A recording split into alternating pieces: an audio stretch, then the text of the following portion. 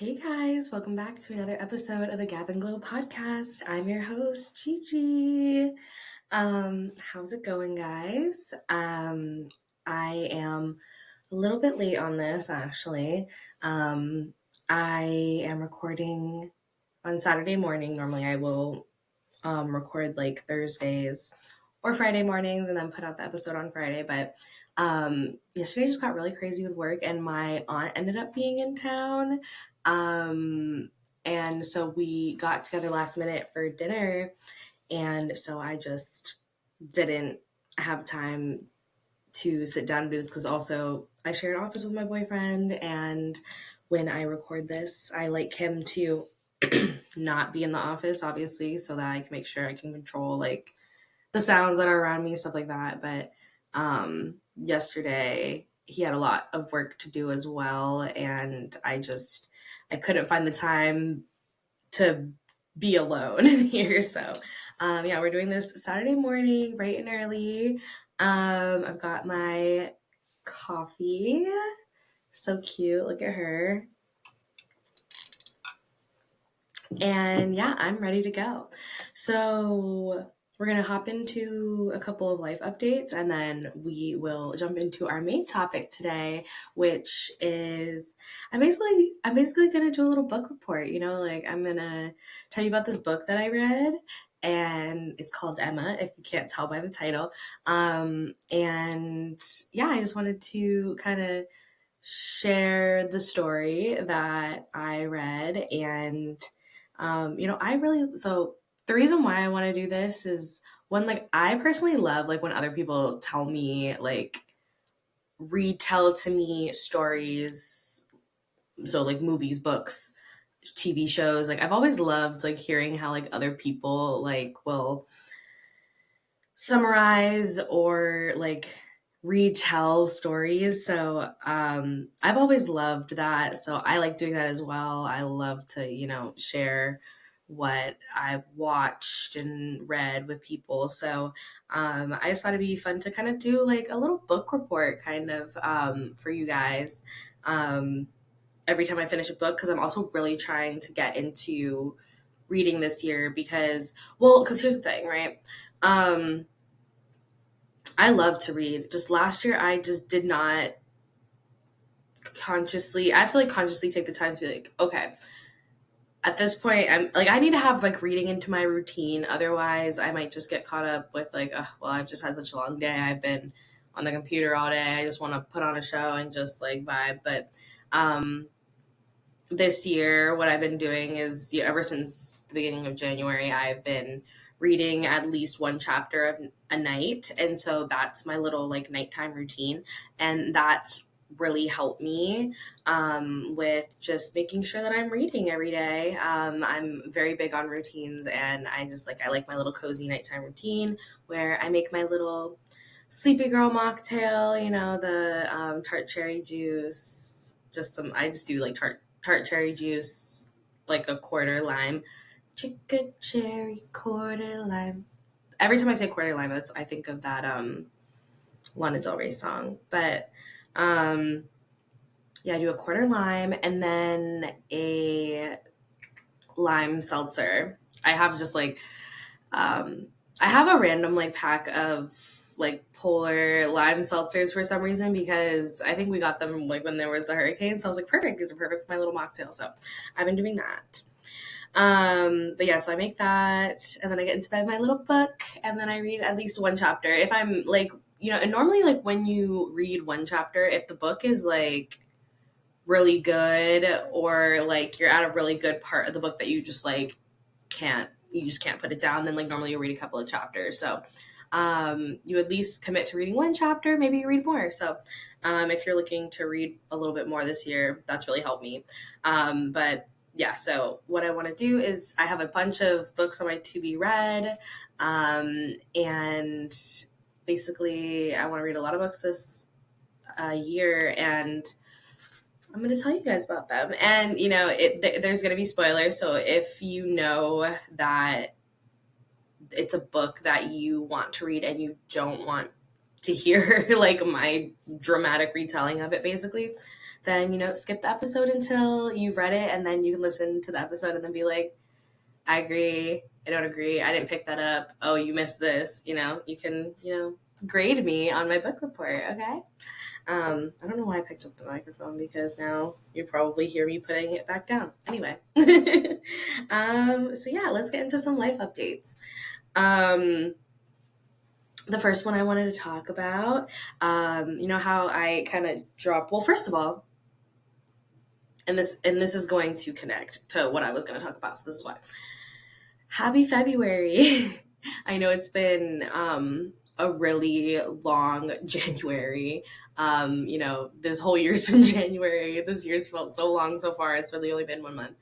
January was rough. I'm not going to lie. But that's why we were doing Soft January, right? Like, we just needed to take some time to just ease into the year. I know, like, because I've been watching Just Trish. I love Trisha. And she was saying, well, like, the Chinese New Year just happened, so it's like that's the new year. This is like when the new year starts. So it's like, yeah, I feel like that. It's like January is kind of like your pre-new year. It's like a pre-game to the new year, where you start kind of like, working on some things, starting to kind of get your shit together here and there where you can, but really taking it slow, just being kind to yourself, acknowledging that it's still the winter and it's still, hibernation months. So it's okay if we take a little bit slower. But we did talk about Foxy and Financial February last week, because how we were doing Soft January. I wanted to kind of like, maybe, I don't know if I can do it for every month. I'm not sure if I'm that creative, but I want to try to do every month just like a little like theme. I love a theme. I'm a theme gal. And I think that just kind of really helps me like lock in on my intentions for the month. So this month I named it Foxy and Financial February because, one, we are saving money and we're working on being our foxiest selves this February. So what that means for me, and that could mean whatever that means to you. What that means to me is, one thing that really helps me stay on track with like my weight loss journey and just like making sure I'm getting like the right nutrients while being on the GLP-1.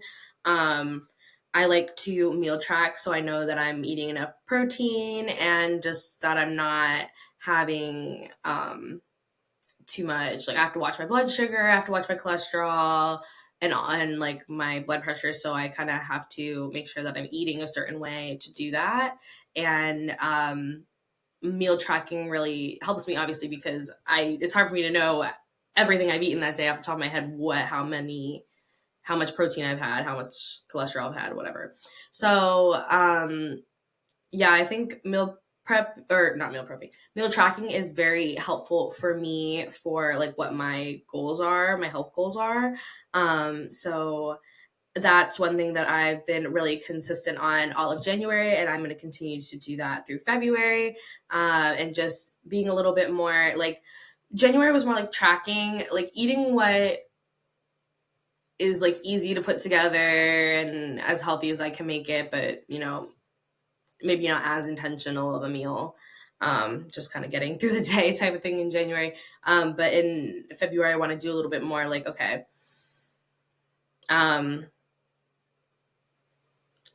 like more planning, like it's like, well, like what the word is, like, what is the word that I'm looking for? Just like be able to do a little bit more like planning for my meals for the day. Like, okay,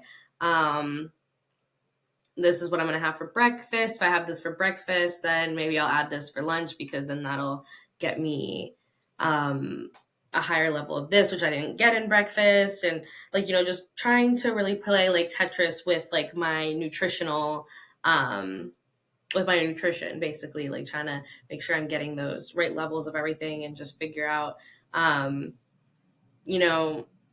what I'm going to eat that day to just meet my goals. And I think that like kind of helps me. I think that does kind of help take like the mental load off my plate, because then like it's like when I'm hungry, then I'm stressed because I'm like, okay, I'm so hungry. What do I do? quickly and then I get like stressed because I want it to be healthy and I want it to like help me meet my goals. But sometimes like on the fly, it's just like a lot for me. So I think like sitting down and being like, okay, what do I have? What could I put together? Stick like plug and playing in the like what I'll do like in the meal tracking app is like I'll plan, okay, well maybe I'll have this breakfast, I'll have this for lunch and this for dinner. What would that kind of come out to? If I see that, I have really high fat content that day, then I could be like, okay, where's the fat coming from in these meals? Like, what can I move around? What should I take away? What should I like replace it with? Just stuff like that. So that's really helpful for me, and I'm going to keep doing that. I'm going to do that a lot better in February. I've also been going to the gym like ever since I think I probably have started going to the gym. Actually, no, it was like, I mean, last week I went like once, I think, and then I like walked the rest of the week. This week I've gone to the gym at least 3 times, and then I walked one day. So I walked and did abs at home, but then I did like my arms and my legs at the gym. So yeah, I'm back in the gym. I'm sore AF, but I'm really just excited because it's like now that I'm back in the gym, like I'm like, okay, like I want to go to the gym, like because I like, sometimes it's hard to find the energy and the motivation to go to the gym, but like once I'm at the gym and I'm locked in, I'm having the best time. I'm so like, I feel so confident when I'm at the gym. Like in my head, I'm like the sexiest bitch alive. I'm strong, stunning, beautiful, beautiful ass, skinny waist. I'm just like basically like manifesting what I want to look like, kind of. But in my head, I just feel I'm in another world when I'm at the gym. Everything feels a lot lighter. I forget about my problems for a little bit. Helps kind of clear my head. I think everyone knows that like doing physical activity is good for your mental health, and it really is. That's the case. Like unfortunately, going to the gym, excuse me, and physical activity in general helps your mental health. So it helps us be foxy on the inside and out. So yeah, I'm definitely getting back to the gym and being really consistent on that this February. Another thing on like on the financial side of the Foxy and Financial February, which also kind of plays into just like the foxiness of it all, is being better about eating in January. There were just so many days where I was like, oh my God, I'm so tired. I do not want to cook dinner. Like, I just cannot. And we were just ordering in. Sorry, my chin is itchy, but I don't want to scratch. So I'm just going to kind of tap it. Tap, tap, tap, tap, tap, tap, tap, tap, tap. Okay. So yeah, we were eating out like so much. It was so bad. And that costs a lot of money. And then you are eating a lot more calories usually because they're putting in like a lot of extra things that you wouldn't put in, or maybe just not, they don't have the same goals as you do. They don't know what what nutritional value you are like wanting in your meals. And so it's like, it's better to just like, it really is better to cook at home and just like know like what you're eating, what you're putting in your body and all those things. I mean, of course, like you can go eat out, and order in every once in a while, but it shouldn't be like multiple times a week, really. I think if you're trying to do what I'm doing, I'm not saying that that's like for everyone. I'm not saying that like nobody can do that. I'm just saying like for me, it's not good for me reaching my goals. So that being said, I've been making a lot of my meals in house, and just going to like Costco and Publix for my groceries and all that good stuff. And so to kind of help with the financial part, because like one, saving money by making my own food and eating in, it's a lot cheaper to buy groceries and cook your own food than eat out. And then the second thing is I use Ibotta. Ibotta for cash back. So like normally that's kind of how I'll like before I go to the store, I kind of go through the Ibotta app and see like, okay, do they have anything in here that I'm interested in that I would maybe like want to like construct a meal around? So like I'll look for different like, if they have cash back on certain meats or certain sides or whatever. So that's been really good. I mean, I've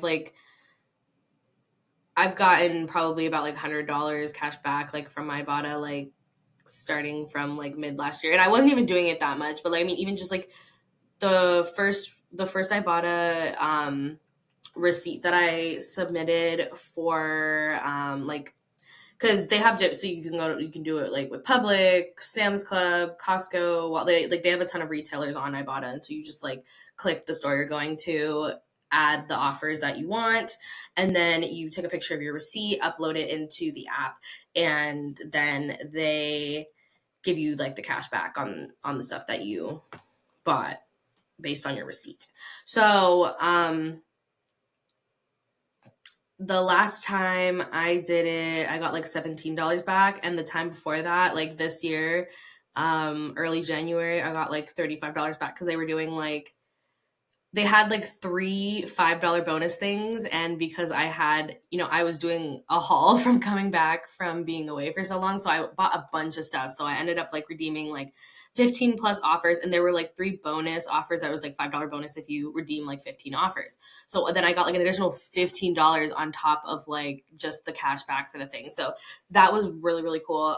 So that's really helpful. And then just like also when I go to Publix, I'll go on the Publix app and look at their coupons, make sure that I have clipped any coupons that I'm interested in, so that I'm just, making sure I'm saving as much money as possible. I think if I was a stay-at-home mom, I would be an extreme couponer. That I know that for a fact. So, yeah, this is just like, my training wheels version of being an extreme couponer. So yeah, those are a couple little Foxy and Financial February updates. Hopefully that helps inspire you on your own Foxy and Financial February journey. Okay, the next thing I wanted to talk about before we get into our... Now I'm thinking, because I have a lot of thoughts on this, and I'm almost thinking like if I get into it, this episode will be really long, and I have a lot to talk about with Emma, and I just don't want to keep you guys for 2 hours. Like, I mean, I don't think it'd be 2 hours, but you know what I mean. So actually, I think I'm going to skip what I was going to talk about, because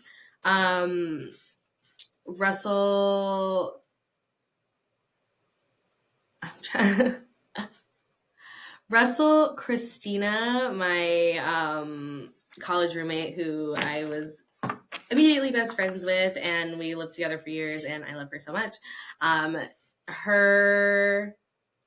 Oh my God, I'm like having like grammar issues right now. I'm like, okay, Russell, Christina, and I watched Nosferatu. That's what I'm trying to say. Oh my God. But yeah, we watched Nosferatu. I have a lot of thoughts on it. So I'm thinking, you know what? I think I'm going to save this. I'm going to put a pin in that thought. And I am going to share like all my thoughts next week when I have a shorter main topic, so that we can talk a little bit about Nosferatu, because a bitch has thoughts, okay? A bitch has thoughts. That movie was crazy. So yeah, heads up, if you want to watch Nosferatu and you want to listen to the episode next week and you don't want me to spoil it, watch it, and then we can talk about it together next week, okay? All right, yeah, because we're at the 20-minute mark, and I really think that we should hop into Emma, because I think that'll take at least 40 minutes, if not more. And I don't want to keep you guys for a super long episode, okay? So yeah, let's jump into the meat for today. Okay.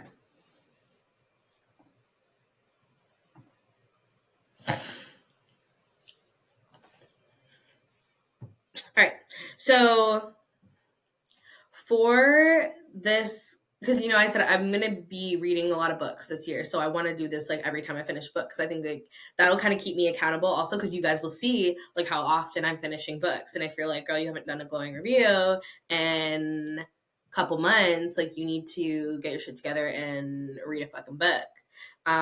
So yeah, it kind of helps keep me accountable, but I have fun talking about like things that I've enjoyed and things that I like. And yeah, I kind of want to be an aspiring like book talk girly, where I like, review the books and all that good stuff. So yeah, let's see how it goes. But yeah, so I've decided that when this like series is gonna be called Glowing Reviews, because Gab and Glow, gotta be cute about it. And the first book I read of 2025 was Emma, so that is what we will be talking about today. This is a book by Jane Austen. It's one of those like older British literature. It's one of those classics. And sorry, I had a hair tickling me. Sorry, I have a lot. See, I have a lot of hair, and like I'm just always shedding. It's so gross. But well, I'm working on that as well. I'm working on my hair. Guys, do you think I'm bald? I think I'm balding. Okay. Anyway. So yeah, Emma by Jane Austen. One thing I do have that I want to show you guys because it's so cute. So at the end of 2024, I was in Target and I got this cute little. It's so cute. It says I'm booked all weekend, and it's got like all these cute little books down here, and it's a book lover's journal. So what it has is like book reviews. So this is like the table of contents. So you see I wrote Emma in my book reviews, and then they also have like the wish list section. So like these are all like the different books that I'm planning on reading this year.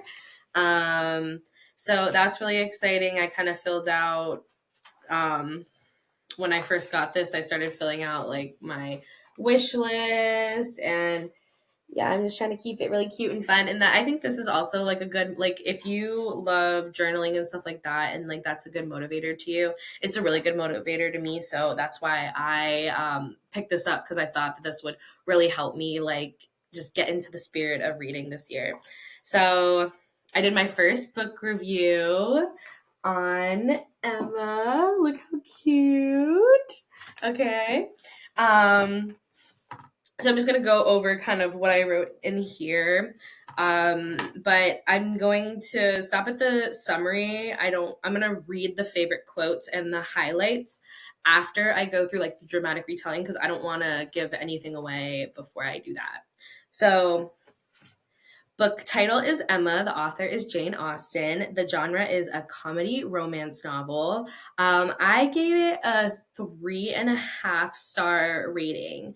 And I know that doesn't sound like a lot, but I think like if it was a really bad like book, I probably would have given it like a 1 or a 2.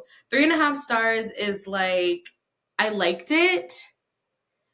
I wasn't like, if it's going to be a 4 or 5 star, I was consistently reading multiple chapters a night. Like I couldn't put it down type thing. So I think that's kind of why I did, because it really took me a long time to read this book, like almost a year. I had never read like an older British novel like this before, like a classic novel. It's written in very old English. Like I had a very hard time like understanding what they were saying. I've never read like in school, we never read any of like the Jane Austen books, or like Wuthering Heights or things like that. Like we read like Great Gatsby, Of Mice and Men, like those types of books. But I feel like I'm not super like, I wasn't taught in school really that like classic English literature. So it was very hard for me to understand at first. And so like definitely the first part, it took me so long to read. The second and third part I read like really fast. I think those were probably within like 2 or 3 months. But the first part,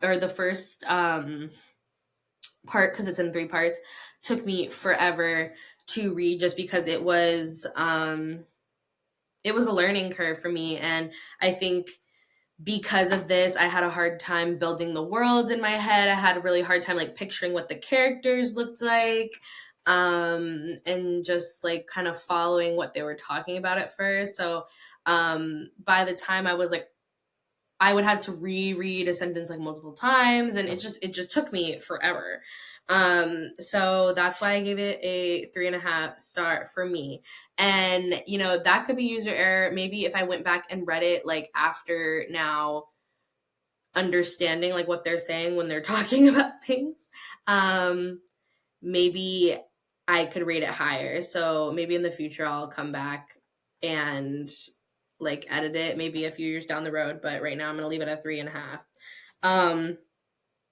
For the quick opinions of this book, I checked off that it's not what I expected. It definitely had a couple plot twists that I was actually not expecting, so that was very cool. And then I added like slow start, redeeming end, because that's how it felt to me. Like the first part was so hard to get through. There wasn't like that much going on. It just felt like a lot of like setting up, which is like good, but I feel like to take a whole part to do that, it was just like a lot. But I know it's just because of the way like that they wrote in that era, so it was just something that I needed to like get used to. I like I'm more of like a it was a very slow burn, this book was. So yeah, I put slow start, redeeming end. And then why I chose this book, so I wanted to read a classic for sure, and I thought Emma by Taylor Swift was based on it, and I was like curious if like it was, and like it could still be. I didn't see as much of the song in the book as I thought I would.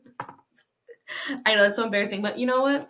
It got me interested in it, but I stayed for the actual book, okay? So the day I began reading this book, I'm guesstimating I was like basing it off of like pictures I've taken on Snapchat and kind of my bank statements of when I bought the books. So I put about like March 15th, 2024, and the date I finished this book was February 4th, 2025.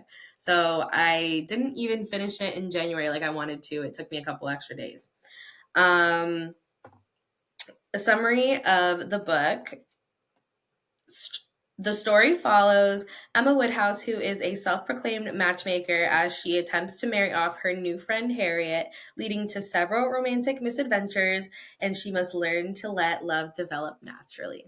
Okay, so I'm going to stop here with the book journal. We'll come back to that at the end, but yeah, I love her. She's so cute. If you can find her at Target, I definitely recommend, because she's so cute. But now I'm just going to kind of, before we go into like the whole dramatic retelling of it, I think it's important to go over the character, like the main characters, so that you're not confused about who they are when I start talking about them. Okay, so the main character, of course, is Emma Woodhouse. So she is about 21, and she's an intelligent, wealthy, and somewhat spoiled protagonist in our story. She really loves matchmaking, and she thinks she's really good at it, but she's not so good at it. And then I'm gonna do this like by family. So Mr. Woodhouse is her father. He's an older man, and he's got like a lot of anxiety. He's anxious. He's like a hypochondriac. He's just like a little bit high maintenance. And basically Emma feels like kind of a responsibility to, stay with him and take care of him. She has a sister, Isabella. Isabella is married and lives. I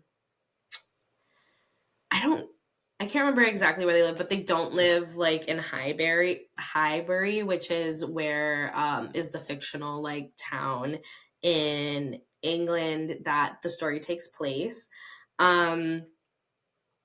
But so Isabella Woodhouse became Isabella Knightley. She is married to John Knightley. And they have a couple kids together as well. And then we have another character, Mr. Knightley. So like in the story, like they'll say Mr. Knightley and then they'll say Mr. John Knightley. So Mr. John Knightley is Isabella's husband. Mr. Knightley is John's brother, who lives in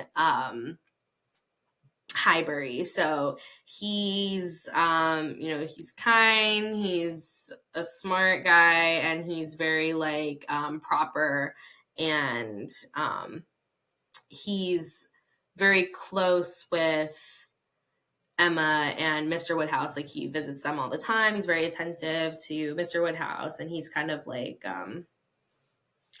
it's like he's like taken it upon himself to help Emma be like more proper, I guess. I don't know. And then we have Harriet Smith, and she's like 17 years old, I think. She's like really sweet. She's young. They don't know her parentage. She's like, she lives at like the school for girls, Mrs. Goddard's school for girls, and she becomes one of Emma's like best friends. Then we have Miss Taylor, who becomes Miss Weston. She marries Mr. Weston. And Mr. Weston has a son from, I don't know if I don't know if they were, I don't know what the deal was between Mr. Weston and Frank Churchill's mom, but basically Frank Churchill does not live with Mr. Weston, but he is Mr. Weston's son. Frank Churchill lives with Mr. and Mrs. Churchill, who are his aunt and uncle. And he's their heir for whatever reason. That's that's one thing that I'm sure they explained it. I just think I wasn't really understanding because of like the language they were speaking. But yes, that's like kind of the Westons. And then we have the Bateses as well. So we have Mrs. Bates, who's about the same age as Mr. Woodhouse. They're old friends. And then we have her daughter, who is Miss Bates, and she's like a middle-aged woman, and she's unmarried, and kind of, they used to be wealthy, but now they're like more on the poorer side. I think they lost their fortune somehow. I'm sure they explained it in the book too. I think that part went over my head. So they normally live there together, and then Miss Bates's niece, Jane, she originally lived in, I think it was like Weymouth or something, with her father's friends. Like when her father died, took her in and like raised her alongside their daughter. So she grew up with the Campbells in Weymouth. But Jane Fairfax is Miss Bates' niece. So they're like a little family unit as well. Okay. What other families do we have here? We have Mr. Elton, who's good friends with Mr. Knightley. They do a lot of work together. He's also like the vicar of the town, which I believe is like kind of like a priest of some sort, from what I gather, especially when I watched the movie, because then he was like preaching. So I'm like, he's like a preacher kind of. So yeah, so he's the vicar. Let me see, is there anyone else that I need to mention? I do have notes down here that I'm looking at just to make sure. Okay, so we also have the Martins as well. They rent a farm from Mr. Knightley. Robert Martin is like the oldest son, and then there's like two daughters, and then I think there's just like a mom, and I don't think there's like a dad and their family. So I think it's just the four of them. And they're like on the poorer side. They're not like wealthy. Like, so everyone else that I mentioned is like very wealthy, aside from the Bateses, who used to be wealthy but now live in like reduced circumstances, is what they call it. Robert Martin is not wealthy. There's also the Coles, who are just like another family in town. I think they're like merchants, so they're like not poor, but they're not like wealthy. So like they're like right below like the other people as far as like society goes. Because like in like, so the reason why I'm like explaining if they're like poor or wealthy or whatever is because like these kind of things like play into the story, because in this time frame it's like very like status is very important. So yeah. And then there's like Mr. Perry, who is like a doctor for the town, and like Mr. Woodhouse is like obsessed with him. Like he calls him every day. Like, so that's what we mean when he's like just health obsessed and crazy. Okay. So that should kind of help keep the people straight in your head as I'm like reading. Oh, okay. So let me tell you this, or as I'm like retelling you this story. But one thing I want to say is for Jane, just for the people's names that she lived with. So it's Mr. and Mrs. Campbell took her in. Their daughter was Miss Campbell, but she got married to a man named Mr. Dixon. So now she's Mrs. Dixon. Okay. All right. So I think that now that we have our footing with the characters, I think we can go into the story, okay?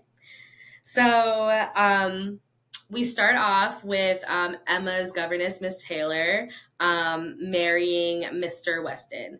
Emma was kind of like the mastermind behind this match, and she personally does not plan to marry. She feels like I said that she has like a responsibility to stay with her dad and take care of him.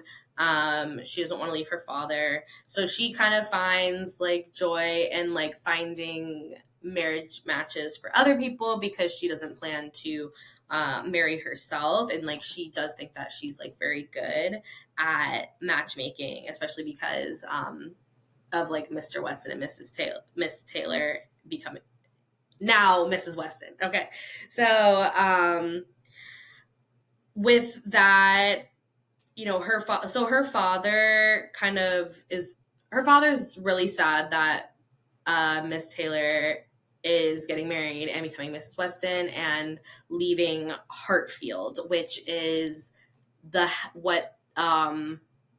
Woodhouse's estate is called. So the Woodhouse's estate is called Hartfield, and basically the Mr. Woodhouse is always like, why would anyone ever want to leave Hartfield? Like he's always like, poor Isabella who got married, poor Miss Taylor who's getting married, like these poor women having to get married and leave Hartfield. Who would ever want to leave Hartfield? Emma, please don't ever leave Hartfield, basically is like what he's always saying. So yeah, so she definitely feels like she could never get married because like her dad's views on it. She's very attentive to her father.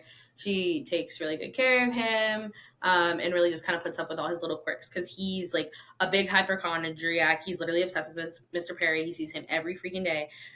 He hates leaving Hartfield, and like I said, he just pities like the married women who have had to leave Hartfield. So he's just like not about marriage like that. So after that all happens, that's basically like the beginning of the book. Miss Taylor like moves out of Hartfield, and it's just Emma and Mr. Woodhouse at Hartfield. And so then we meet Mr. Knightley, and because he comes and calls on Mr. Woodhouse and Emma, and like you can just tell that like he has a very close relationship with them. He's very attentive to Mr. Woodhouse, you know, pleasantly chatting with him, and then also like at the same time it's like Emma will talk to him, and he kind of like, so he's like older than her, so I will say that like she's like 21 or so and he's in his like 30s. So It kind of like seems like he's kind of taken upon himself to humble her in a sense. Like he's trying to help her like become more mature or something, or just more proper. I don't know, he's just always kind of like humbling her. But yeah, he thinks she's like very clever basically, but he says that her cleverness is mismatched, and he does think that she's kind of like vain or like full of herself. So we also kind of learned like Emma's had Mrs. Weston as a governess before she got married, like for years. Like she's been taking care of her forever, and she's also kind of like her best friend and like companion. So Emma's really sad that she doesn't have Miss Weston Mrs. Weston anymore, even though she only lives like down the street, and like they do like make it a point to like call on each other every day, so they do see each other still. But it'd be good for Emma to have like a companion, and like a non-married woman who's a companion that like she could spend time with, since now that Mrs. Weston is a wife again in this time, there's just certain things expected of married women. So Emma meets Harriet through, I think she's like visiting Mrs. Goddard, and she introduces Harriet Smith to Emma. And Emma's basically like they don't know who Harriet's parents are, but Emma is basically convinced that she's like highborn and kind of takes Harriet under her wing. And Harriet really looks up to Emma. She completely follows her lead, really like takes her advice, always asks her like what she should do, always like if basically just like copying Emma's like mannerisms, like when they're drinking tea or eating or like things like that, like just really trying to learn Emma's like mannerisms so she can like fit in better in high society. So yeah, Harriet's very close like to the Martin family. I think she stayed with them during the summer or something.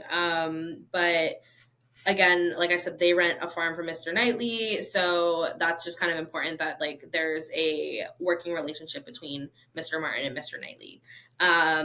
Mr. Martin proposes to Harriet, and Harriet tells. Sorry, I do have notes here just to make sure that I'm like going through the right timeline of things. When people do book reports, they've got to have their, their note cards. So if you do see me flipping through pages down here, that's what it is. But basically, Harriet tells Emma and like asks her if she should accept because, Emma just is her like end all be like she really wants to please Emma, so she never wants to make any like decisions or do any like mannerisms that Emma wouldn't approve of, basically. So we know that Emma does not want her to accept the proposal, just because like from reading it, she's basically like saying like hell no. And like one thing about Emma is like she's kind of unlikable in the sense that she seems kind of like stuck up a little bit like bitchy, just very worried about being like proper and agreeable and just like all those things. And like it's hard because I think it's like it might not be like as bad as it seems like to me now, but because it is like very much in their culture, and they're stuck up because they are like technically like the high like class of society. So I don't know, it's hard because I know it's like really engraved in their society about like classes, but she's really like hung up on that shit, and it gets kind of like annoying because you're like, okay girl, you're elitist. But anyway, so Ella does not want her to. She thinks that Harriet is Mr. Martin's superior. She doesn't want to tell her directly. She doesn't want to like outright say no, you shouldn't marry him. So she kind of just like um, manipulates Harriet into kind of deciding to say no. So Harriet refuses the proposal. And then around this time as well, we meet Mr. Elton, who, like I said, was the vicar, and has a working relationship with Mr. Knightley as well. He starts hanging out with Emma and Harriet a little bit more, like a lot. Basically, the first part of the book is just them calling on different people. It's so the first part of the book is very much like Emma and Harriet like visiting different people, talking to them, whatever, and it's just kind of like, you know, building that world a little bit, but it's done it in they did it in a very slow way, so I think it was just like really losing me. But there was just so much time that they would be like walking. They'd always run into Mr. Elton. He'd walk with them. They'd chat. Mr. Elton would call at Hartfield and whatever. They were just like always all three together. So he's making compliments towards both of them. He's very attentive to them. He's like, he gets when they're all like together, Emma draws a picture of Harriet, which they call like a likeness. And basically Mr. Elton's like, oh, like the picture's so beautiful. I want to frame it. So he takes the picture to London to get framed in this like fancy frame, whatever. Emma believes that Mr. Elton is interested in Harriet from like everything that he's doing. And Elma, I've been watching Love Island, and one of the girls' name is Elma. Emma basically tells Harriet this, and they're hoping that he will propose to Harriet just based on like what he's been acting like. So Mr. Knightley finds out about Emma encouraging Harriet to refuse the proposal from Mr. Martin, but we find out that basically Mr. Knightley had encouraged Mr. Martin to propose, like because, like I said, they have a working relationship. I think Mr. Martin asked Mr. Knightley like kind of his advice a little bit, and he was like, yeah, you should do it, whatever. So Mr. Knightley like just thinks that Emma's meddling is like really foolish. He thinks that she's ruining Harriet's chances of a good marriage because like with a man who like deserves her, because he's like he's basically like, you have no he's like, you have no proof that Harriet's highborn, and I don't think that she is, and this is a good match for her. And then he's basically like, if my suspicions is that you think, because she was like, well, she's already got someone else, whatever, and he's like, if you think that you're hooking Harriet up with Mr. Elton, like you're basically like making a mistake. He says it's like in vain, and that basically how Mr. Elton talks, kind of like he wants to marry someone more of like status. So yeah, that's kind of a little conflict, because I think Mr. Knightley's kind of mad at Emma for that, and Emma's kind of like annoyed with him because she's like, what, like, I know what I'm doing, like I see it, like he's been flirting with her, whatever. And so then soon after this, Emma's sister Isabella comes to town with her husband John Knightley and their children, and they come to visit Hartfield. This is around like Christmas time. Isabella is also a hypochondriac like her father. They're very similar. And basically, I think it's like Christmas Eve, Mr. and Mrs. Weston invites everyone to Randall's. So Randall's is the name of the Weston's estate. So they invited everyone to Randall's for a dinner party. The people who are there, it's Mr. and Mrs. Weston, Isabella, her husband, Mr. Woodhouse, Mr. Knightley, and Emma. And Mr. Elton. Harriet was invited. She was sick, so she could not come. And then Mr. Weston's son, Frank Churchill, was also supposed to visit them there or meet them there, but he sent a letter saying that his aunt is sick and could not spare him, so he could not leave. You know, it's winter. It looks like it might snow. Everyone's, Isabella and Mr. Woodhouse are kind of stressed out about that. While they're at dinner, or like towards the end of dinner, it does start to snow. So it kind of breaks up the party because Mr. Woodhouse and Isabella just like freak out. They're like, oh my God, we gotta go. How the carriages are set up, it's like Mr. Knightley's carriage in front, and then like the Woodhouse carriage, and then like the Elton carriage. So Mr. Woodhouse and Isabella jump into the first carriage, which was Mr. Knightley's, and that takes them away. They're like rushing off to get home. The Knightley brothers jump into the Woodhouse carriage. They go. Emma comes out, and it's literally like the only carriage left is Mr. Elton's, and literally everyone left her, so she has to ride home with Mr. Elton.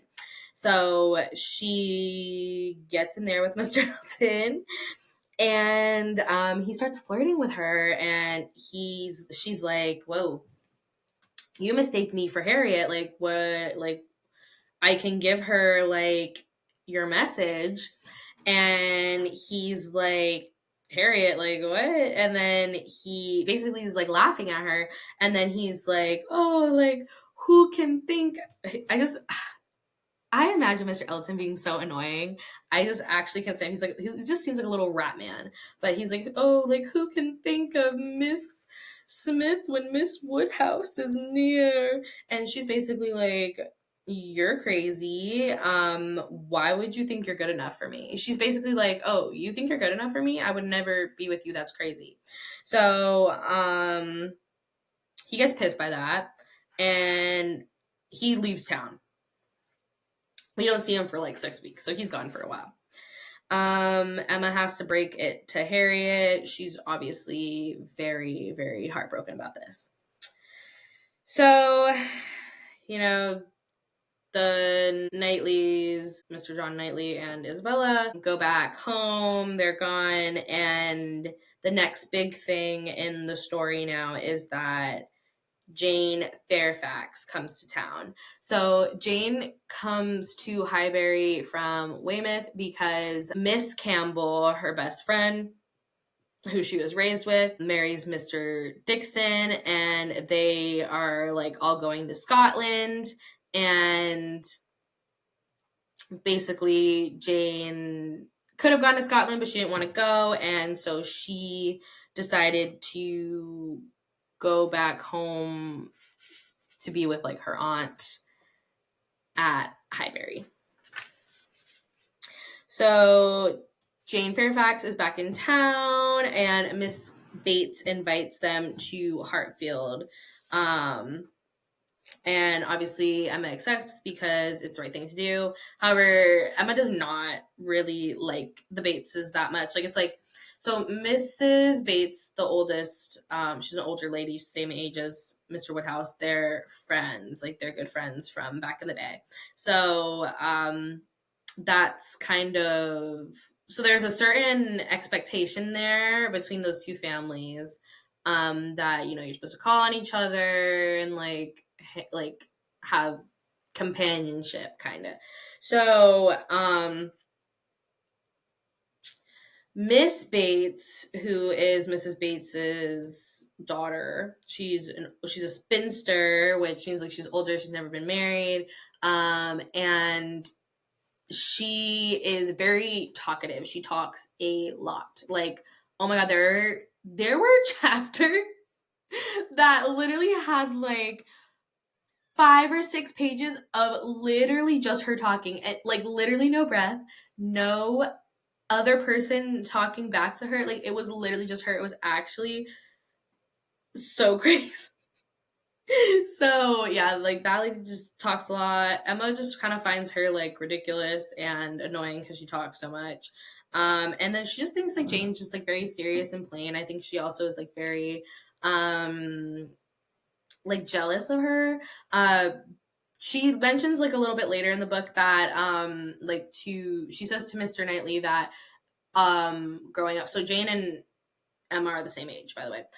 Growing up, everyone's always like thought that they should be like best friends because they're the same age. Like, growing up, she's always been told that like she cannot find like a better companion than Miss Fairfax, and how Miss Fairfax is so like accomplished and all this stuff. And I think like Emma does not feel like she's as accomplished as Jane. So she just thinks that, like, because Emma's a little bit more like curious, a little bit more like clever. She views Jane as very like plain, secretive, like just not very like interesting to her. So they basically oh sorry, I confused myself. So what happens is like Jane comes to town. Harriet and Emma go to the Bates' house, which I don't think that their house really has like an estate name that I can remember. I don't remember them saying it. So yeah, they go to the Bates' house. While they're there, Emma invites them to Hartfield because that's the proper thing to do. So that's what it is. But it's also proper for Emma to like call on them, so she does go and see them even though she really like doesn't enjoy her time with them. So yes, they have a dinner party at Hartfield with the Bateses and Miss Fairfax, the Westons, and Mr. Knightley, as well as Harriet. Emma performs a song on the piano, and then Jane follows her, and like you can just tell that like Emma's so annoyed because Jane eats her up. Like Jane, it's kind of described where it's like Emma's like plays a very like nice, clean like song, whatever, and then Jane's in there like just playing like a crazy like complicated tune, and everyone's like, whoa, like that's insane, like she's so accomplished and good. So I think that definitely kind of pissed Emma off. So but and then Mr. Knightley says something about how it's like nice of her to let Jane play or whatever, and I was like, well, like basically she says something about like she knows like what's expected of her, and like she's always like attentive, like she always does what's proper for her guests at Hartfield. So that's just like also another thing, like it's just all like the whole theme, like how everyone is just everything's supposed to be like proper and just like abide by like high society rules. Yeah, it's one of those societies where it's just there's so much like rules and you're just not allowed to do like anything. But yeah, so a couple of days later, the next day, I'm not entirely sure like the timeline of this, but Emma and Harriet run into the Martins in town, and Harriet is like very distressed by that. Like you can tell that like she wants to talk to them, but she's like nervous because like Emma's there, and like she doesn't want to be judged by Emma. She does accept an invitation to visit them at their house, and Emma basically tells her that like she can go like once because it's proper, but like it shouldn't happen again. So basically she's telling her like you cannot like fall in love with this man again, like forget about it. So that's kind of it. Nothing necessarily happens with that. Mr. Frank Churchill finally comes to town a couple days later, and the Westons introduce him to Emma. So again, Mr. Frank Churchill is Mr. Weston's son, not Mrs. Weston's, but Mr. Weston's, from I guess a previous marriage, or maybe it was. I don't know. That's the thing. It's like I don't know if because they never said that Frank was like a bastard, which I feel like normally they would in that time frame. Like in that time frame, normally they would like make it a point to be like this person's a bastard because they were like, oh, like in Game of Thrones when they're like they couldn't even have like their last name. That's crazy. But anyway, Frank Churchill only has the name Churchill because he is the heir to Enscombe, which is his aunt and uncle's estate. So like he took their name because he's their heir. So anyway, he finally comes to town. The Westons introduce him to Emma, and they like just start spending a lot of time together. They're really good friends. Emma has like a lot of fun with him, and she kind of starts like sharing a lot, like she finds him like fun, very agreeable. She finds him to be like a gentleman, and she kind of starts telling him like certain things that normally like you wouldn't really like share with people. So like they get very close. Like for example, this is something that like normally you wouldn't say like as a proper young woman. So, but like she felt like comfortable like saying this to him. So basically, because again, she's a hater of Jane Fairfax. Like she's just always like, you know, trying to figure her out, right?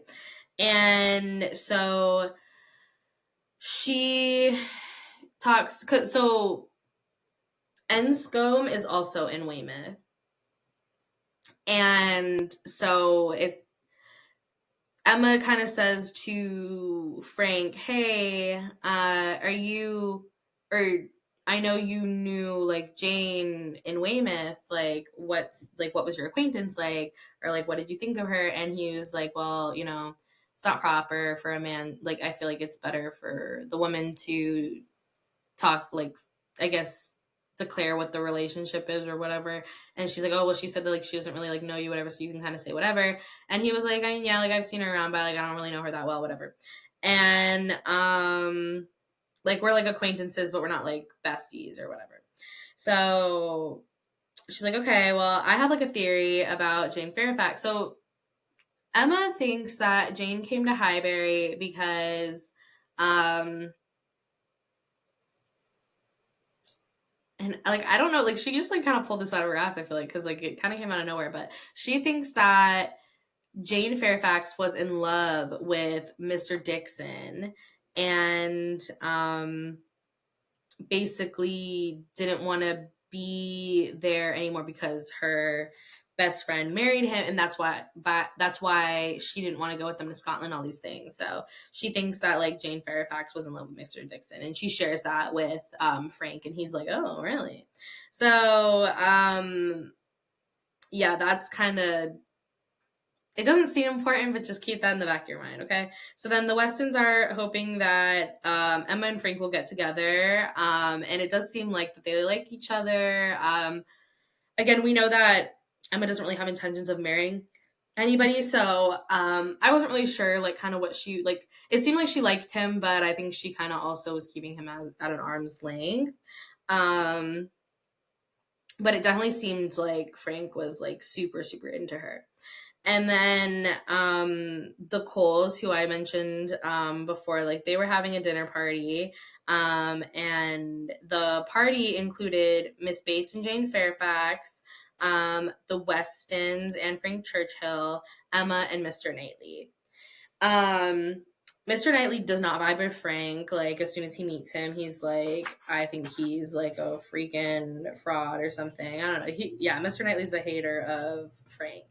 But the whole talk of the party that night is basically how Jane receives this pianoforte to the Bates' house. And she has no clue where it came from. She doesn't know who sent it to her, basically. So everyone's kind of like trying to guess who sent it. And Mrs. Weston tells Emma that she thinks that Mr. Knightley fancies Jane, and like she's like hoping to make a match between them. She thinks that Mr. Knightley has always admired Jane, and she also, what's it called? He sent his carriage to pick Miss Bates and Jane up, and he walked to the party. So because of that, Mrs. Weston thinks that he wants it, and so she thinks that maybe he sent the pianoforte. So, and Emma's like, that kind of bothers Emma because, okay, so I guess like the thing with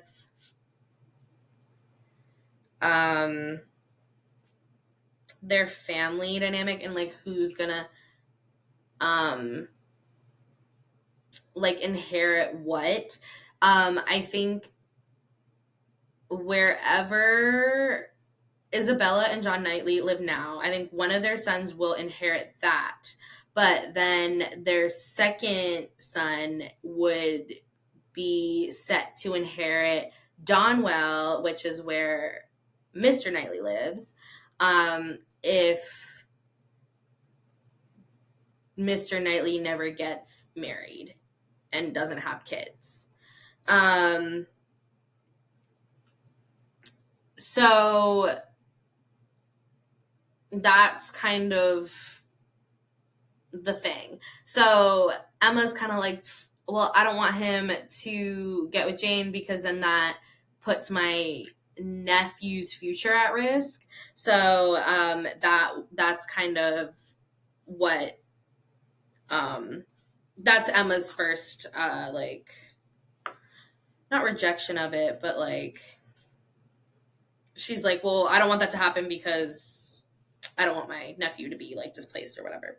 So yeah, after that, Emma and Frank start planning a ball with the Westons that the Westons are going to throw because they just think it'd be super fun to have a nice little ball. Frank recommends it, and Emma's like, that sounds awesome. So, but they do have to cancel it because Frank ends up having to go back to Weymouth to be with the Churchills because his aunt needs him. And then right before he left, like I said, it definitely seemed like Frank was interested in Emma. Right before he left, she was kind of worried that he was gonna profess his love for her. And while like I think she realized like, okay, I think I do love him back, but I can't leave my father. I'm not gonna get married. Like I'm not supposed to be with anyone, so like we cannot be together. So she basically decides that she doesn't want him like that, and she's going to friend zone him, basically, is like what her plan is. So her plan is just keep things friendly once he comes back. When Mr. Elton comes back to town after being gone like 6 weeks, so he arrives like soon after Frank Churchill leaves, and he comes back married to a wealthy woman. Her name's Augusta, and she's from Maple Grove. So now this is Mrs. Elton. Harriet is obviously so sad by this. Like, she's like, what the hell? And she talks about it a lot to Emma, who gets like really annoyed and kind of wants her to move on. She basically tells her like, you need to move on, forget about Mr. Elton. The Eltons are invited to Hartfield. Again, it's the proper thing to do. You're supposed to just like invite a new married couple like to your house. I don't know, like it's weird. I need to do a little bit more like research on the rules of like this type of society, because it's so weird, like all the little different like rules, and it's like, oh, you have to call on certain people and invite them to your house and whatever. So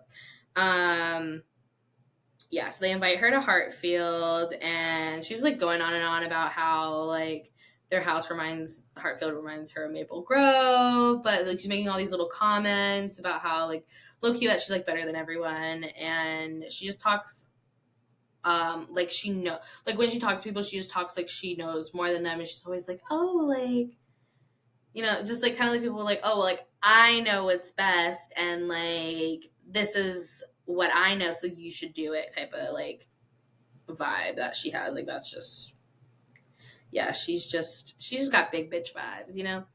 And it really just drives Emma crazy how she addresses people, because she calls like Mr. Elton Mr. E, and she calls like Mr. Knightley Knightley, and that just like basically drove her ballistic, and she just hates her right off the bat.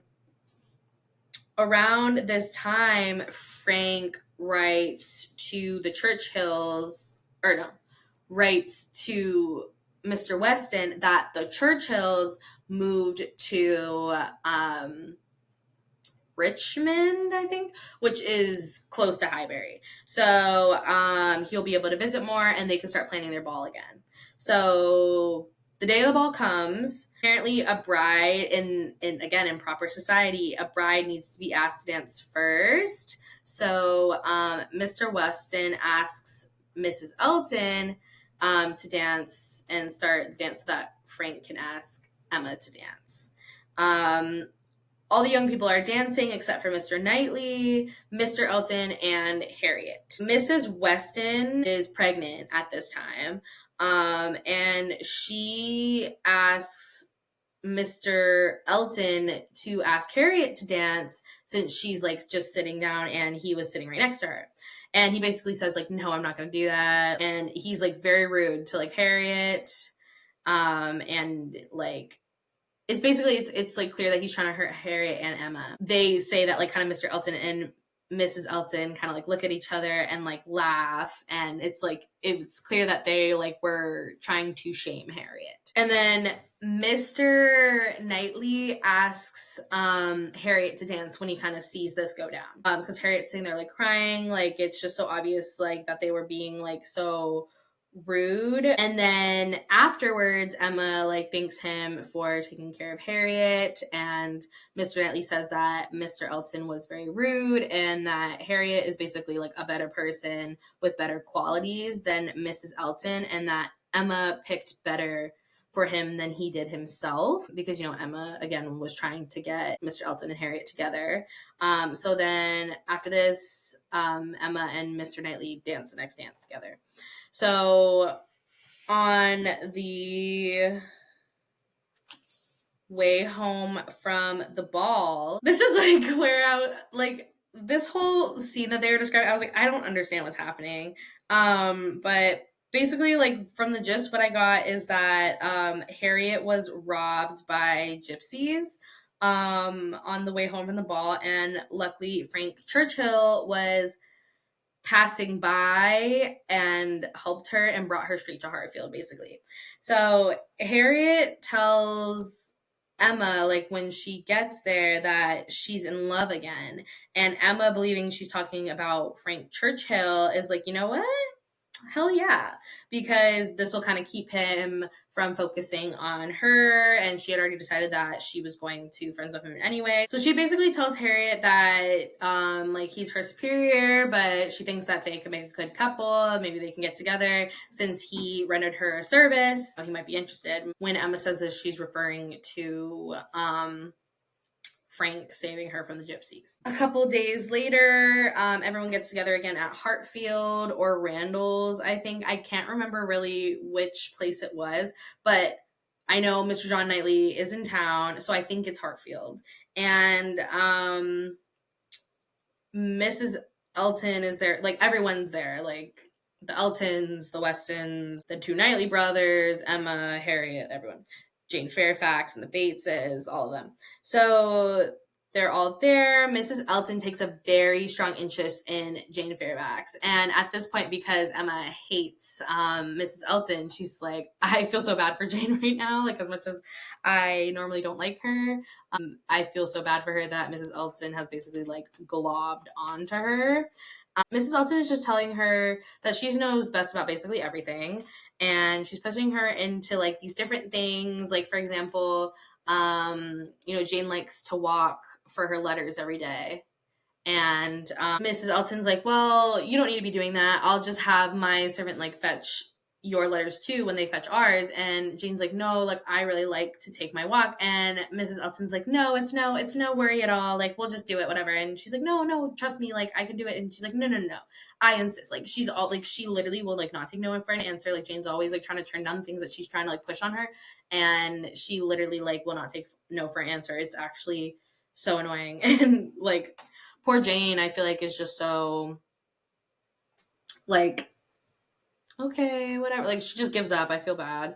I mean, she really does try to like push against it, but she just gives up. I'd be like, honestly, this is what sucks about this time, because I've been like, bitch, I said no, but they can't do that in this time. It'd be like super looked down upon, so it sucks.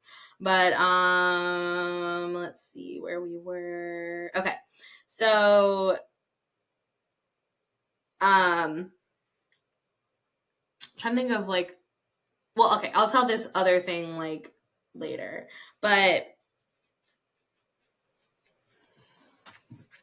yeah, because I was about to give another example of like why Mrs. Elton is like really annoying with Jane Fairfax, but I feel like that's a better concept to bring up later, so I will bring it up later. So around the same time as well, Mrs. Elton says that she wants to see Donwell, and Mr. Knightley's like, okay, like I'll get a party together, and she's like, oh, like don't worry, like it's my party, I can invite people, and like first of all, like bitch, no, it's not your party. Just because you said you wanted to go and he invited you doesn't mean that it's your party. It's his party. He's just obliging you and letting you come to his house. Like, bitch, I'm the owner of this house. But she's like, he's oh yeah, she's like, don't worry, like it's my party, like I'll invite everyone, and he's just like, actually, no, you're not inviting everyone. I'm gonna invite everyone. Or he's basically like, the only woman who can invite people to Donwell is Mrs. Knightley, and since she doesn't exist, I will be making those decisions. He literally ate her up with that. So yeah, everyone gets together at Donwell, like for a little morning, like afternoon lunch type situation, and it's basically like the same people that were there before. And there's a time that Mr. Knightley kind of takes Harriet to go look at something else. And during that time, Jane comes up to her, like very upset, and asks her, like, if she, like, when she's missed, if she can tell everyone that she went home. So she kind of just leaves. Emma's like, I don't know, like I don't think it's safe for you to like walk all the way home by yourself. And Jane's like, really, I just need like some time, like to be alone, whatever. And Emma's like, okay, go ahead.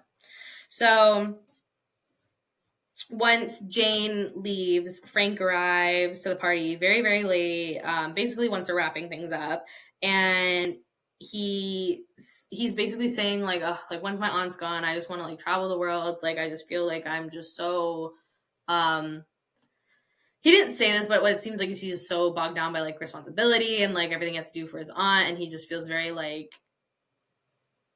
you know, his aunt doesn't really like is always keeping him and like say, and I get like she's saying she's sick and she doesn't want him to leave, but like she does have the husband, so it's like why does Frank need to be there? But anyway, so yeah, he's just saying like once his aunt basically moves on, he wants to travel the world.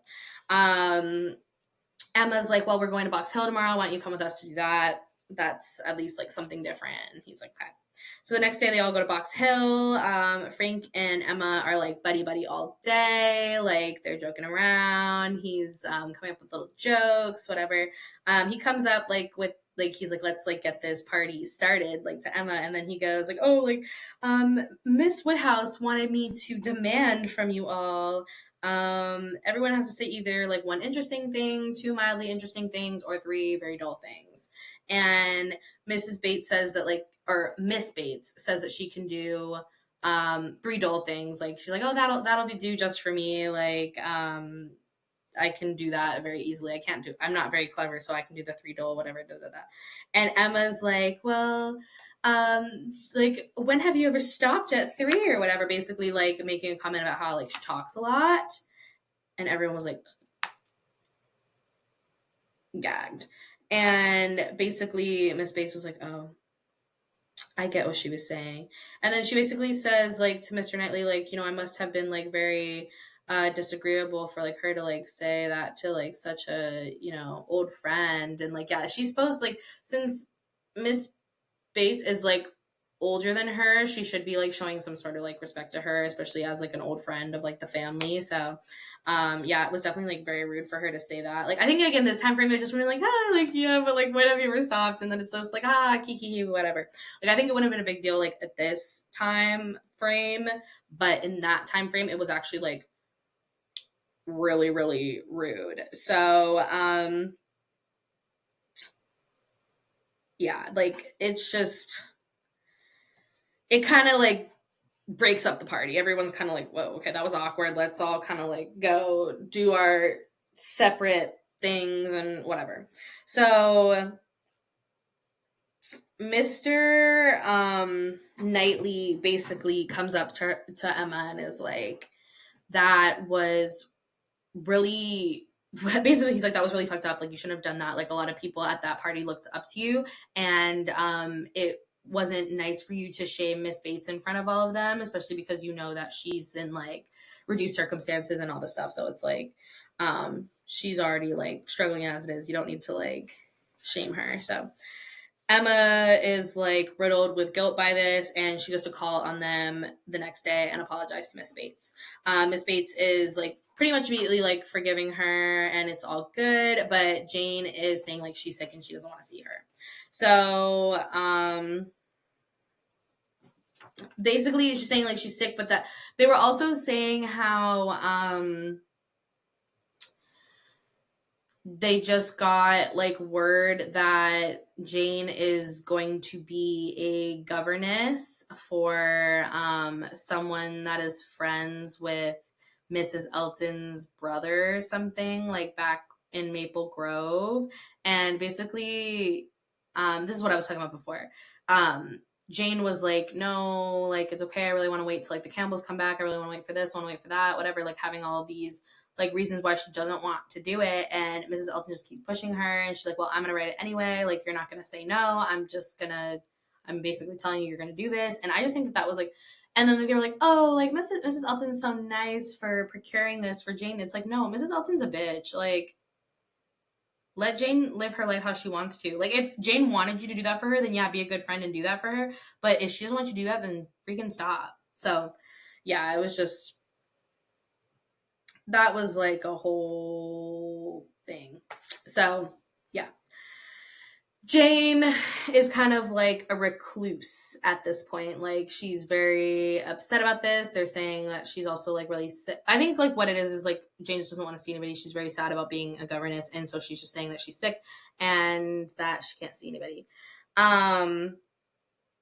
So Emma goes home. Harriet and Mr. Knightley are at her house when she gets back, and he seems to like approve of her apologies. You know, Mr. Woodhouse is like, oh, she just went to go call on the Bateses, and she's just so attentive to them. Da da da da. So Mr. Knightley's like, okay, good job. And then Mr. Knightley announces that he's going to go see his brother and Isabella, and he basically alludes that he will miss someone while he's away, or miss like something that needs attending to. He cannot attend to it while he's away.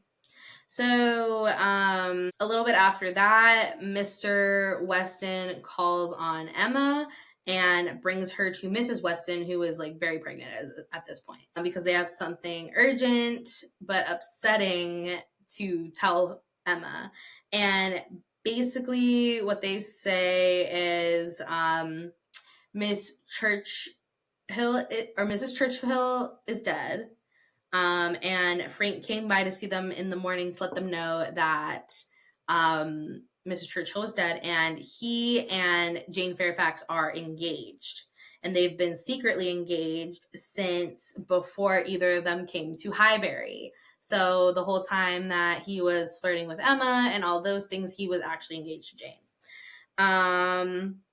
And when Emma told him about her little like theory about Jane and Mr. Dixon, he was engaged to Jane. So yeah, Emma was super embarrassed by that.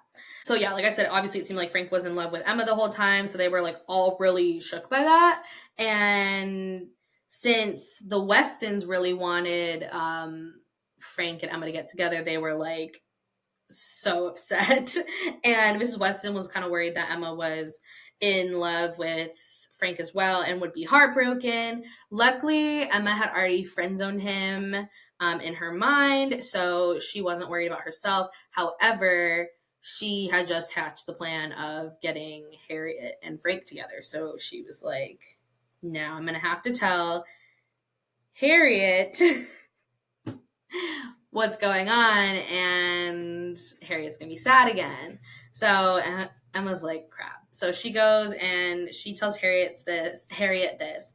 And it turns out that Harriet was not talking about Frank. She was actually talking about Mr. Knightley. And she was talking about she was in love because when Mr. Knightley saved her at the ball from Mr. Elton being rude to her.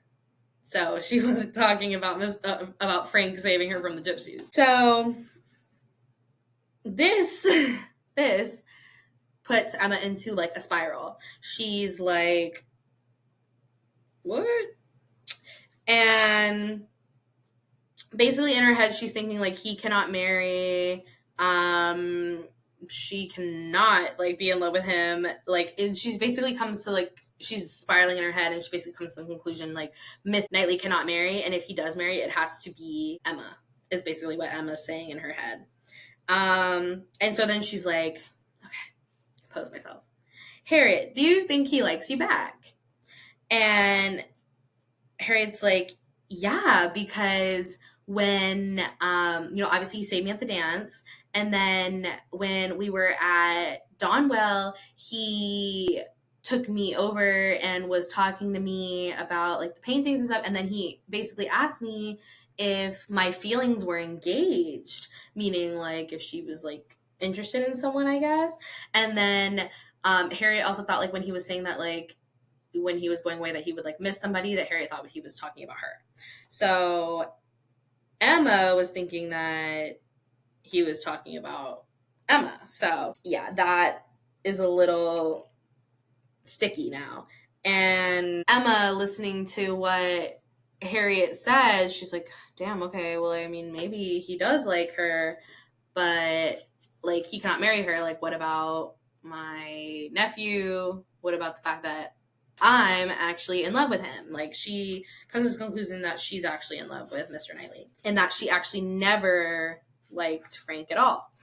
So Emma and Harriet like go their separate ways. Emma's at her house. Mr. Knightley shows up when he's back from visiting his brother. He immediately goes to Hartfield and professes his love for Emma. He proposes to her, and she's like, fuck, what am I gonna tell Harriet? Because now this is like the third time, like, that, like, I guess it's only the second time, but like if you count Frank, then it's like the third time that she would have to go and like break some news about Harriet's love life to Harriet.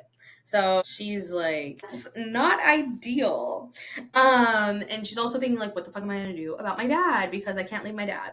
So Emma ends up writing to Harriet a letter explaining the situation, and basically tells her that like she got her like a temporary job as like kind of like a governess for the next few months with her sister.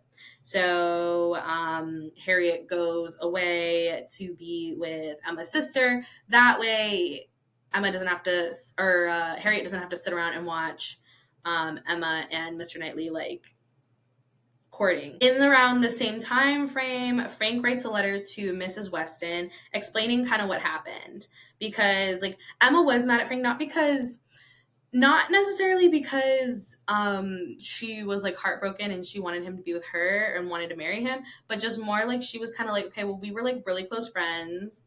I shared a lot of like my inner thoughts with him, including like talking shit about Jane. Meanwhile, you're in love with her the whole time and not telling me, and you're also definitely flirting with me in front of her. So that's crazy too. So I think that's like, she was like, okay, that was weird. But basically, their job, Jane and Frank were like, we got to keep this shit under wraps. Like, nobody can know. And so they end up going, I think like Frank only came to Highbury because Jane was here. And so they were kind of trying to figure out like a way for them to like be near each other without like giving things away, because basically the whole thing, the reason why he couldn't come out and say that he was marrying Jane is because Jane was technically of like, she wasn't from a wealthy family, even though she grew up wealthy with the Campbells. Like the Bateses are not wealthy. So Frank was going to be cut out of his aunt's will. Basically, like, the whole thing is like Mr. Churchill is like chill, but Mrs. Churchill is like a raging bitch, is kind of like the gist that I get from their explanations of them. And so it's like Mrs. Churchill was like, no, like if you marry someone that doesn't have like high status, then you are not going to be my heir anymore. So he'd be cut out of the will. So basically they kind of couldn't expose their engagement until Mrs. Churchill passed away. So now that Mrs. Churchill was dead, that's why they were coming out and saying it. And since there was such like an expectation for Frank and Emma to get together, like I think they like Mr. and Mrs. Weston wanted that to happen before they even met. So I think Frank was just kind of playing his part and just trying to like go unconcealed, because I know he does think that Emma's a great girl, but I think he also like he was like, I I felt comfortable basically like flirting with Emma because I knew she would never fall for me, which I guess the thing is like she thought she did, but then I guess the whole thing is that like she really didn't. It was just like fake. I don't know. It's like a whole. It's so confusing, but um, basically after Frank just kind of explains the situation and how he was like basically what happened then after like um because Frank was showing much attention to Emma in front of Jane. Jane was kind of like, okay, like I'm kind of over this now. When she left that day, I think she was really upset about like kind of just the situation between her and Frank when they were at Donwell, like when she asked Emma if she could like tell them that like she left. So like I think that was like kind of her breaking point day. And then the next day she decided she was gonna basically I think she ends up like accepting, like telling Mrs. Elton like, okay, yeah, I'm gonna go and be the governess because I think I'm just ready to do that. And she's doing that because I think she's kind of like done with Frank and just being like the secret and Frank flirting with Emma and all these things. But Frank ends up winning her back, and you know they end up being all good to go. So then I think once Frank was able to profess the proposal like out loud, then they were kind of good to go after that point. So I think the way Frank was writing about how much he was like in love with Jane, I think really softened Emma to like, just because she was like mad at him just because it was like, dude, what the fuck, that's like, you were just like deceiving me the whole time. That was crazy. But she ends up very much forgiving him. Emma does end up like calling on Jane at some point, and she will finally talk to her. Everything's like all good between the three of them, and like when they see each other in person, it's totally chill. They're all happy for each other, whatever. When Harriet returns to Highbury from Isabella and John Knightley's, she is engaged to Mr. Martin, who went to John Knightley's on business for Mr. Knightley. So that was kind of like why I was saying that, you know, they do business. So yeah, that happened. I was like, oh my god, this is like, they're just like dropping. The thing is like all the big things were happening like so close together so fast at the end. Like there was like bam, bam, bam, these crazy things just happening. And that's why I said it was like a slow start but a redeeming end, because then they're also like yeah, it was like, I felt like it took too long to get to like the juicy stuff, but like the juicy stuff was juicy, so that's like kind of how I feel about it. But yeah, so Harriet comes back engaged. At first Emma's like, what? That's crazy. And because Mr. Knightley tells Emma, and so then Emma goes and talks to Harriet, and Harriet's like, yeah, I know, but like I'm in love with him, whatever. And Emma's like, that's great, I'm happy for you. Because basically this is at the point where it's like Emma kind of was like, love is love. You kind of just gotta like let it be, let it develop naturally, and stop trying to force like people to get together, and not put so much I guess stake in like status, right?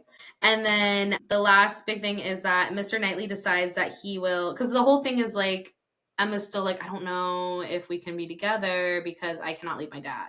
So Mr. Knightley decides that he will leave Donwell and move into Hartfield so they can be together and she doesn't have to leave her dad. And her second nephew can still be the heir to Donwell. So they break the news to Mr. Woodhouse. He comes around eventually. He's like, what?